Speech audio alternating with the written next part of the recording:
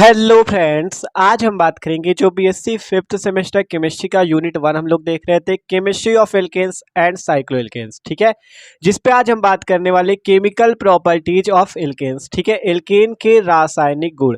इसके पहले वाले वीडियो पे हमने आपको फिजिकल प्रॉपर्टीज ऑफ एल्केन्स के बारे में बताया था। इस वीडियो पे हम बात करेंगे केमिकल प्रॉपर्टीज ऑफ एल्केन्स। ठीक है, तो बहुत ही आसानी से समझेंगे, तो यार प्लीज वीडियो को शुरू से लेकर आखिर तक देखना। इंपॉर्टेंट इसकी सारी रिएक्शन देखेंगे, तो वीडियो को आखिरी तक देखते रहना। तो चलो देखते हैं केमिकल प्रॉपर्टीज ऑफ एल्केन्स के बारे में। तो देखो, देखते हैं एक एक करके सारे रासायनिक गुणों को। पहला नंबर है हैलोजिनेशन। ठीक है, मतलब एल्केन्स का हैलोजिनेशन करने पर क्या मिलेगा हमें। तो चलो देखते हैं पहली नंबर रिएक्शन हैलोजिनेशन। एल्केन की क्रिया हम हैलोजनों से करते हैं। हैलोजन का मतलब होता है जैसे क्लोरीन, ब्रोमीन, आयोडीन, इनसे हमें करनी है। तो चलो देखते हैं। तो देखो, पहले थ्योरी लिख दे, फिर आपको एग्जाम्पल से समझाते हैं। ठीक है, तो चलो देखते हैं हैलोजनेशन। हैलोजनेशन पे हमने लिखा है, देखो थ्योरी आपको क्या लिखनी है। एल्केन की रिएक्शन हैलोजन से सनलाइट या यूवी लाइट की प्रेजेंस में करने पर एल्किल हाइलाइट्स बनते हैं।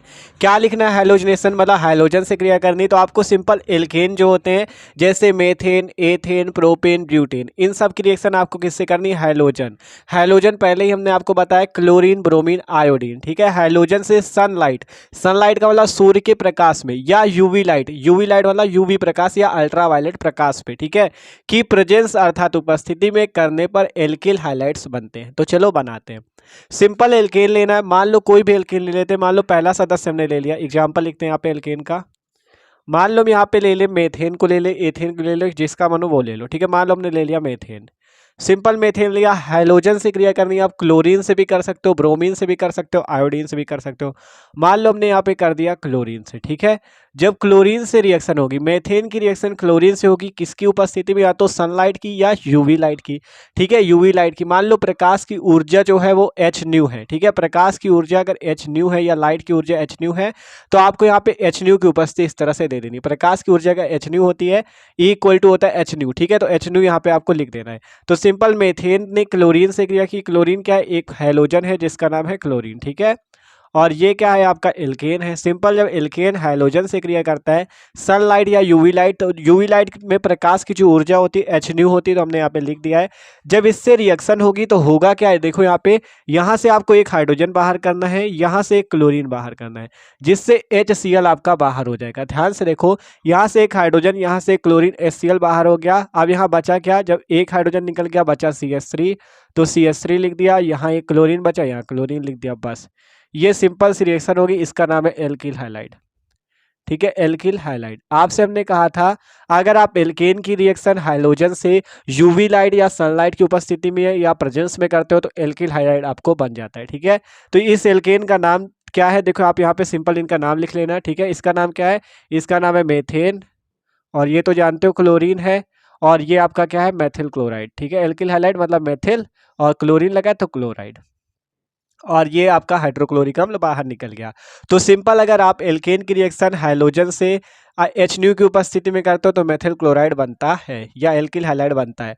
अब अगर इसी प्रकार से आप मेथिल क्लोराइड, ये जो CH3Cl बना, इसकी रिएक्शन फिर से आप हाइलोजन से कर दो Cl2 से, और यहाँ पे उपस्थिति भी आपको इसी प्रकार से एच न्यू की देनी है। फिर वही रिएक्शन होगी, यहाँ से हाइड्रोजन निकल जाएगा, यहाँ से क्लोरीन निकल जाएगा, HCl बाहर हो जाएगा, और जब एक हाइड्रोजन निकला तो CH2 हो जाएगा, और यहाँ क्लोरीन आपको जोड़ देना, तो CH2Cl2।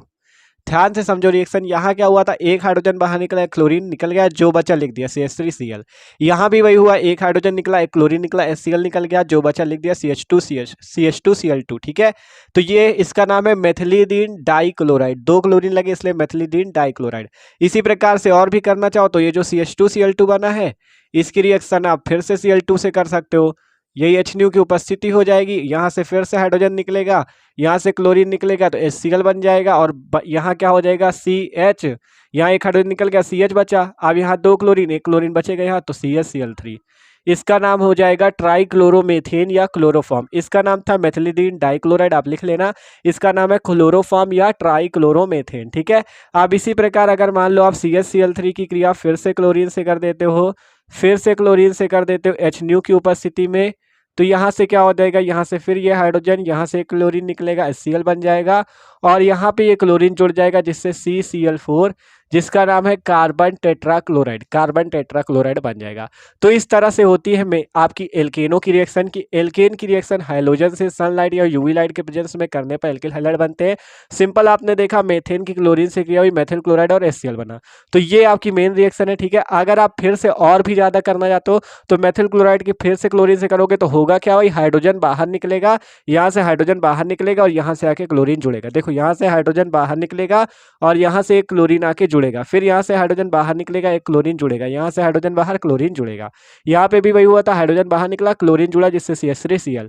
यहाँ पे CH3Cl था, फिर हाइड्रोजन बाहर निकला, क्लोरीन जुड़ा, CH2Cl2, फिर CH2Cl2 में क्लोरीन जुड़ा, CHCl3, फिर यहाँ पे जुड़ा CCl4। ठीक है, तो इस टाइप से रिएक्शन होती है। तो ये तो एक एग्जाम्पल हो गया, स्क्रीनशॉट लो। फिर और भी एक एग्जाम्पल आपको बता दें, आप देखो अगर हम लोग इसी प्रकार से एथेन की रिएक्शन करें तो आप एथेन की भी कर सकते हो। सिंपल आपको एथेन लेना है, क्लोरीन ब्रोमीन कुछ भी ले सकते हो क्योंकि आपको हाइड्रोजन लेना है। मान लो हम ब्रोमीन ले लें और यहाँ पे उपस्थिति वही आपकी प्रकाश की ऊर्जा H लिख देनी है और यहाँ से एक हाइड्रोजन बाहर निकलेगा और ब्रोमीन जुड़ेगा, जिससे C2H5Br और HBr आपका बाहर निकल जाएगा। इसका नाम है एथिल ब्रोमीन, लगा तो ब्रोमाइड, एथिल ब्रोमाइड इसका नाम हो गया। और इस पे 2 कार्बन होने की वजह से एथेन इसका नाम हो गया। सिंपल सी रिएक्शन है, ठीक है। यहाँ पे एथेन था, ब्रोमीन से रिएक्शन हुई, सनलाइट या यूवी लाइट करा था तो हमने सिंपल प्रकाश की ऊर्जा हमने क्या रख दी, H। यहाँ रिएक्शन होगी तो C2H5Br प्लस HBr आपका बाहर निकल जाएगा। तो ये सिंपल सी रिएक्शन होती है। सिंपल एल्केन जब हैलोजन से क्रिया करता है तो एल्किल हैलाइड बनाता है, ठीक है। तो ये थी आपकी हैलोजनेशन। अब अगली रिएक्शन देखते हैं, स्क्रीनशॉट लेना चाहो तो ले लो। आप देखो अगली रिएक्शन देखते हैं, नाइट्रेशन। नाइट्रेशन का मतलब होता है नाइट्रिक अम्ल से क्रिया। हैलोजनेशन का मतलब था हैलोजनों से क्रिया, नाइट्रेशन का मतलब है नाइट्रिक एसिड या नाइट्रिक अम्ल से क्रिया। तो देखो इस पे क्या लिखना है, एल्केन्स की नाइट्रिक एसिड से reaction vapour phase and high temperature पर करने पर नाइट्रो एल्केन बनती है। क्या लिखा, एल्केन्स की नाइट्रिक एसिड से reaction vapour phase and high temperature पर करने पर नाइट्रो एल्केन बनती है, ठीक है। एल्केन्स क्या होते हैं, मेथेन एथेन वही सब। तो उसकी आपको नाइट्रिक एसिड से रिएक्शन करनी। वेपर फेज का मतलब होता है आपका वाष्प, वेपर का मतलब वाष्प, तो वाष्प अवस्था में हाई टेम्परेचर मतलब उच्च ताप पर, ठीक है। एल्केन की नाइट्रिक अम्ल से जब आप अभिक्रिया करोगे, कैसे, वाष्प अवस्था, वेपर फेज का मतलब वाष्प अवस्था और हाई टेम्परेचर का मतलब उच्च ताप पर, तब आपका क्या बनेगा, नाइट्रो एल्केन। तो चलो करते हैं सिंपल। यहाँ पे हम लोग देखो एग्जाम्पल से देखते हैं। यहाँ पे मान लो हम क्या ले लें, मान लो वही आप मेथेन ही ले लो, ठीक है। मेथेन ले लिया, नाइट्रिक एसिड लिया, HNO3, ये होता है नाइट्रिक एसिड का फॉर्मूला। नाइट्रिक एसिड का फॉर्मूला अब आपको करना क्या है, हाई टेम्परेचर लेना है। हाई टेम्परेचर हमने यहाँ पे ले लिया 400 डिग्री सेंटीग्रेड का। अब यहाँ से होगा क्या, एकदम सिंपल सी रिएक्शन होगी। देखो यहाँ से एक हाइड्रोजन निकाल दो, यहाँ से एक हाइड्रोजन निकाल दो और यहाँ से एक ऑक्सीजन निकाल दो। क्या बचा, HHO, H2O बाहर निकल जाएगा। और यहाँ जब एक हाइड्रोजन निकला बचेगा क्या, CH3। और फिर देखो यहाँ का हाइड्रोजन तो हमने निकाल ही दिया, बचा क्या, N। और यहाँ 3 ऑक्सीजन में एक ऑक्सीजन निकला, क्या बचा, 2 ऑक्सीजन, तो CH3NO2। इसका नाम है नाइट्रो, एक कार्बन लगा है तो मेथेन, नाइट्रोमेथेन इसका नाम। क्या नाम है इसका, नाइट्रोमेथेन। इसका क्या नाम था, मेथेन। और इसका क्या नाम था, नाइट्रिक एसिड। इसका क्या नाम था, नाइट्रिक एसिड। सिंपल देखो, सिंपल मेथेन नाइट्रिक एसिड से रिएक्शन, आपका नाइट्रोमेथेन बना और जल काणु बाहर निकल गया। इसी टाइप से अगर आप करना चाहो एथेन की भी कर सकते हो। सिंपल एथेन लो, नाइट्रिक एसिड लो, हाई टेम्परेचर बस आपको रखना है 400 डिग्री सेंटीग्रेड का हाई टेम्परेचर। सिंपल यहाँ से एक हाइड्रोजन निकालो, यहाँ से एक हाइड्रोजन और ये वाला ऑक्सीजन निकालो, यहाँ से C2H5, देखो एक हाइड्रोजन निकल गया, C2H5 बचेगा, N और O2, तो C2H5NO2, यहाँ से HHO मिलके जल काणु बाहर। इसका नाम नाइट्रो एथेन, 2 कार्बन तो नाइट्रो एथेन, इसका नाम था एथेन। सिंपल सी रिएक्शन होगी, आप खुद देख सकते हो, ठीक है। सिंपल एल्केन की रिएक्शन नाइट्रिक एसिड से vapour phase and high temperature पर करने पर नाइट्रो एल्केन्स बनती है।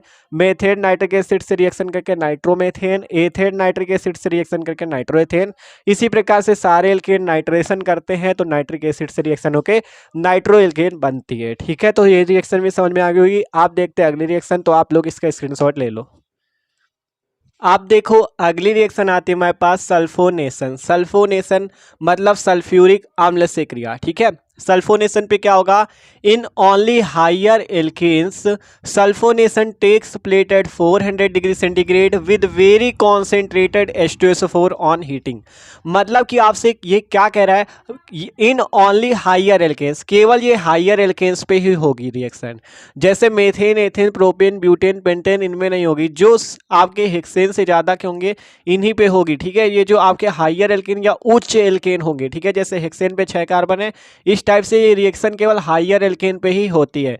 तो in only higher alkane sulphonation अर्थात आपको H2SO4 से क्रिया करनी takes place at 400 degree centigrade. मतलब आपको कितने टेम्परेचर पे करनी है, 400 डिग्री सेंटीग्रेड पर with very concentrated H2SO4 on heating. Heating का मतलब गर्म करना है 400 डिग्री सेंटीग्रेड पर विद वेरी कॉन्सेंट्रेटेड H2SO4। मतलब आपको बहुत वेरी का मतलब बहुत कॉन्सेंट्रेटेड सांद्र H2SO4, मतलब सांद्र H2SO4 की उपस्थिति या प्रेजेंस में 400 डिग्री सेंटीग्रेड पर हायर एल्केन्स का सल्फोनेशन होता है। इसका ये मतलब है कि आप जब हायर एल्केन्स का 400 डिग्री सेंटीग्रेड टेम्परेचर और वेरी कॉन्सेंट्रेटेड H2SO4 पे उसको गर्म करोगे तो आपका उसका सल्फोनेशन होगा और बनेगा क्या वो देखते हैं, ठीक है। तो चलो एग्जाम्पल से समझते हैं। तो जैसे आपके हायर एल्केन लेने, हम मान लो इसी को ले लेते हैं C6H14, इसका नाम है हेक्सेन, इसका नाम है हेक्सेन। सल्फ्यूरिक अम्ल या H2SO4 लेना है तो H2SO4 ले लेते हैं। वो भी कैसा लेना है, वेरी कॉन्सेंट्रेटेड लेना है आपको। तो यहाँ पे वेरी कॉन्सेंट्रेटेड सल्फ्यूरिक अम्ल हमने ले लिया। टेम्परेचर 400 डिग्री का रखना है तो 400 डिग्री सेंटीग्रेड का टेम्परेचर। अब जब सल्फोनेशन होगा तो एकदम मस्त सी रिएक्शन होगी। देखो कैसे, हम लोग यहाँ करते क्या है, यहाँ से आपको एक H ले लेना है, यहाँ से एक H लेना है और यहाँ से एक ऑक्सीजन लेना है, यहाँ से एक H लेना है, यहाँ से एक H और यहाँ से ऑक्सीजन, H2O बाहर निकल जाएगा। जो बचेगा जोड़ देना। देखो C6 एक H ले लिया तो 13 बचा, तो C6H13। ध्यान से देखो, एक H निकल गया तो 13 बचा, तो C6H13। और फिर कितना बचेगा, यहाँ से एक H निकाला तो एक H बच गया और यहाँ पे क्या बचा, यहाँ पे एक ऑक्सीजन निकला तो HSO3, ठीक है। देख लो ध्यान से, यहाँ से एक हाइड्रोजन निकाला, निकल गया, ठीक है, तो C6H13। फिर यहाँ से एक हाइड्रोजन निकाला, H बचा और S और O3, इतना बचेगा। ये बचा C6H13 HSO3। आप ऐसे लिख सकते हो या आप इसे ऐसे भी लिख सकते हो SO3H। जो HSO3 लिखा था उसको ही पलट के SO3H लिख दिया, मतलब C6H13 SO3H, ठीक है। और H2O आपका बाहर निकल गया। सिंपल सी रिएक्शन ये होगी। और इसका नाम हेक्सेन था, तो जैसे हेक्सिल सल्फोनिक अम्ल लिख सकते हो, इसका नाम हेक्सिल सल्फोनिक एसिड, ठीक है, सल्फोनिक एसिड, ठीक है, यही नाम होगा ना, हेक्सिल सल्फोनिक एसिड, ठीक है। हाँ, तो हेक्सिल सल्फोनिक अम्ल, क्योंकि आपका जब C6H13 का मान तो हेक्सिल हो जाएगा, SO3H मतलब सल्फोनिक एसिड, ठीक है। तो ये सिंपल सी रिएक्शन होगी इन ओनली हायर एल्केन्स, केवल हायर एल्केन्स में होगी। जैसे हेक्सेन जब सांद्र H2SO4 या कॉन्सेंट्रेटेड H2SO4 से रिएक्शन 400 डिग्री सेंटीग्रेड टेम्परेचर पर होगी तो हेक्सिल सल्फोनिक एसिड आपका इस टाइप से बन जाएगा। तो ये है आपकी सल्फोनेशन। तो इस वीडियो पे हमने देखा, स्क्रीनशॉट ले लो पहले, तो हमने क्या क्या देखा, हैलोजनेशन, नाइट्रेशन और सल्फोनेशन, ठीक है। तो ये इंपॉर्टेंट रिएक्शन थी। अब इसके अगले वाले वीडियो पे और जो केमिकल प्रॉपर्टीज बची सारी एक ही वीडियो पे पूरा मतलब कवर कर लेंगे, ठीक है। तो यार चैनल पे नए हो तो सब्सक्राइब जरूर कर लेना, बहुत मस्त तरीके से पढ़ेंगे। और डिस्क्रिप्शन पे आपको BSc 5th सेमेस्टर केमिस्ट्री की प्लेलिस्ट मिल जाएगी, उस पर जाके और भी वीडियो आप जाके चेक कर सकते हो। तो okay, thanks for watching this video, और वीडियो को लाइक और चैनल को सब्सक्राइब जरूर कर लेना।